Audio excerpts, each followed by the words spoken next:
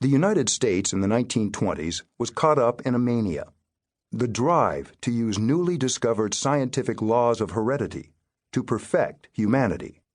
Modern eugenics, which had emerged in England among followers of Charles Darwin, had crossed the Atlantic and become a full-fledged intellectual craze. The United States suddenly had a new enemy, bad germplasm, and those who carried it. The unfit, the eugenicists warned, threatened to bring down not only the nation, but the whole human race. America's leading citizens led the charge to save humanity. John D. Rockefeller, Jr., the world's wealthiest man, funded scientific research into how what he called the defective human could be bred out of the population. Alexander Graham Bell became chairman of the board of scientific directors of the Eugenics Record Office in Cold Spring Harbor, New York, the leading organization advocating eugenic sterilization. And former President Theodore Roosevelt took to the pages of a national magazine to insist that the unfit must be forbidden to leave offspring behind them. Prominent scientists formed organizations to research and promote eugenics, with names like the Committee to Study and to Report on the Best Practical Means of Cutting Off the Defective Germplasm in the American Population. Social reformers embraced biology as the fastest route to their goal of a better world. Some spoke gently of the need for laws to prevent the unfit from passing on their defects. Others were more severe, like the upper-class New York advocate for the mentally ill, who warned her fellow philanthropists that they put society at risk when their well-meaning charity helped men and women who are diseased and vicious to reproduce their kind. In big cities and small towns, hereditary improvement was the intellectual issue of the day. Albert Edward Wigham, a popular lecturer, traveled the country promoting the new Decalogue of Science, an updated version of the Ten Commandments based on eugenic principles. Women's clubs filled their agendas with lectures on identifying the hereditarily defective and arranging eugenic marriages. Clergymen competed in national eugenic sermon contests organized on topics like religion and eugenics. Does the church have any responsibility for improving the human stock?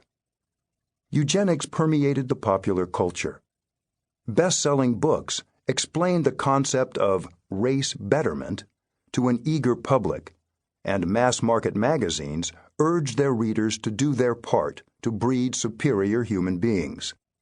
The inspiring, the wonderful message of the new heredity, Cosmopolitan explained, was that it offered the promise of preventing once and for all the birth of the diseased or crippled or depraved. Hollywood released a feature-length horror movie which filled theaters from coast to coast, showing the frightening consequences of allowing defective babies to live. Conferences and public events were held to promote eugenics research and education. New York's American Museum of Natural History hosted the Second International Eugenics Congress, and the U.S. State Department set out the invitations. The Congress opened with a plea from the museum's president about the need to enlighten government in the prevention of the spread and multiplication of worthless members of society. At the Sesquicentennial Exposition in Philadelphia, celebrating the Declaration of Independence's 150th anniversary, the American Eugenics Society mounted an exhibit that explained the terrible threat with flashing lights. Every 48 seconds, the lights indicated, a mentally deficient person was born in the United States, while only every 7.5 minutes was a high-grade person born, who would have the ability to do creative work and be fit for leadership. Universities were quick to embrace eugenics and give it their intellectual imprimatur. Eugenics was taught at 376 universities and colleges, including Harvard, Columbia, Berkeley, and Cornell. Prominent professors were outspoken in support, including Ernest Houghton, the chairman of Harvard's anthropology department, who warned that educated Americans were selling their biological birthright for a mess of morons and called for a biological purge. Eugenics was so popular on campus that F. Scott Fitzgerald, as a Princeton undergraduate, wrote a song for the college's Triangle show called Love or Eugenics, which asked the musical question, "Men, which would you like to come and pour your tea? Kisses that set your heart aflame, or love from a prophylactic dame?"